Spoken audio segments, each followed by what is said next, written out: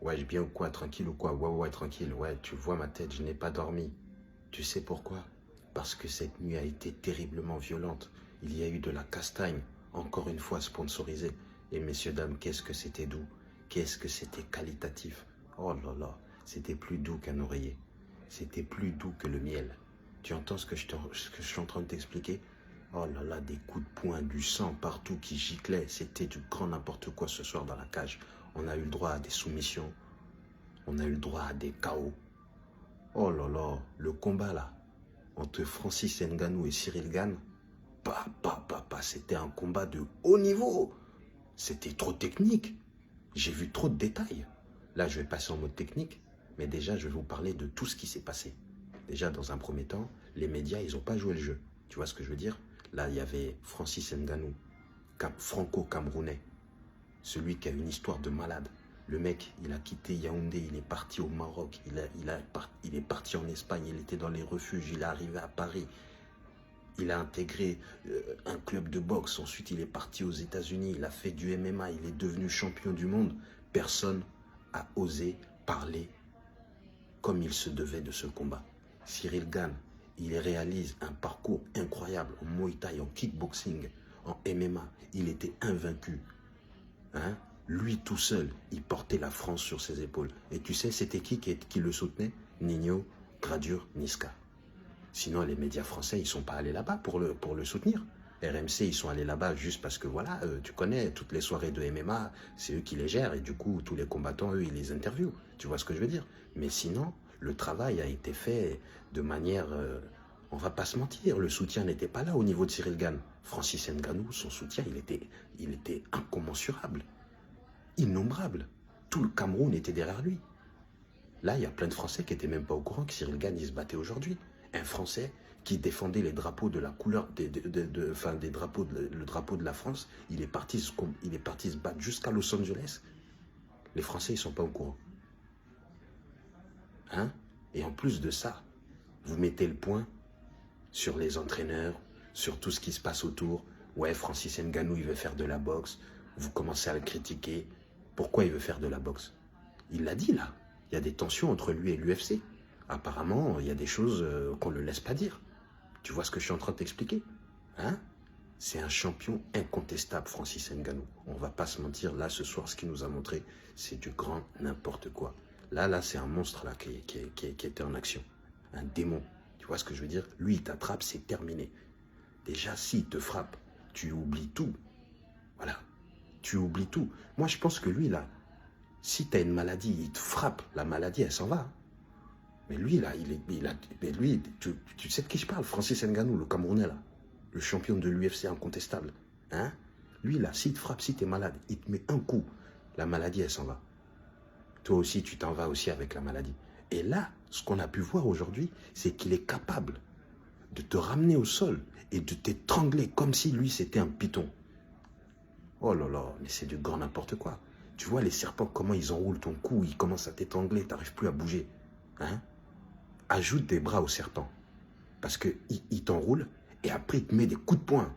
C'est ce que Francis Ngannou, il est capable de faire maintenant.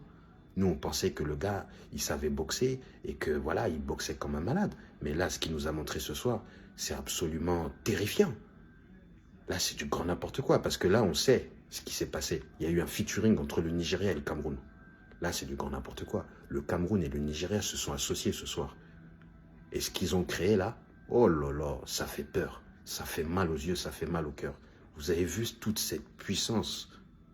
Le mec, il l'a envoyé au sol. Cyril Gane, il se relève, il le renvoie au sol. Il se relève, il le renvoie au sol. Oh là là. Mais on va pas se mentir. Hein. Tout ça, hein, tout ce qui s'est passé, personnellement, après, j'ai pas envie de rentrer dans les choses internes. Voilà, c'est que mon avis. Ça n'engage que moi. J'ai pas envie de créer des trucs bizarres ou quoi. Dans tous les cas, ça n'engage que moi. Et c'est mon avis personnel. Moi, je pense que le problème de Cyril Gane, ce soir, c'était le coach. On va pas se mentir. Parce que là, il y a une histoire que vous savez pas. C'est que le coach de Cyril Gane, c'est l'ancien coach de Francis Ngannou. Tu vois ce que je veux dire? Et l'ancien coach de Francis Ngannou, il a fait le tour des médias en disant que, ouais, Francis Ngannou, il n'est pas reconnaissant. Lui, il l'a sorti de la rue. Et maintenant qu'il est champion, il n'est pas reconnaissant, je ne sais pas quoi. Il a commencé à sortir des dossiers et il a commencé à faire du trash talk. Tu vois ce que je veux dire? À dire que Francis Ngannou est quelqu'un d'irrespectueux, blablabla, à sortir des trucs personnels. Tu vois ce que je veux dire? Il faisait du trash talk, alors que Cyril Gane et Francis Ngannou s'entendent très bien. Tu te rends compte de ce que je suis en train de t'expliquer? Donc là, le combat, pour le coach, c'était une revanche. Tu vois ce que je veux dire? Et pour Francis Ngannou, aussi, c'était une revanche sur le coach. Parce que le coach, il parle mal de Francis Ngannou. Francis Ngannou, il lui a montré. Tu vois ce que je veux dire? Et là, on va pas se mentir que là, maintenant, je vais vous parler technique. Moi, je pense, sincèrement, que Cyril Gane avait toutes les cartes en main pour gagner ce match. Voilà, je ne vais pas vous mentir. Le mec, au niveau du striking, il est largement plus fort que Francis Ngannou. Il peut très bien maintenir Francis Ngannou à distance. On a vu qu'il arrive à absorber les coups de Francis Ngannou. Il arrive à annuler et à annihiler la droite surpuissante de Francis Ngannou.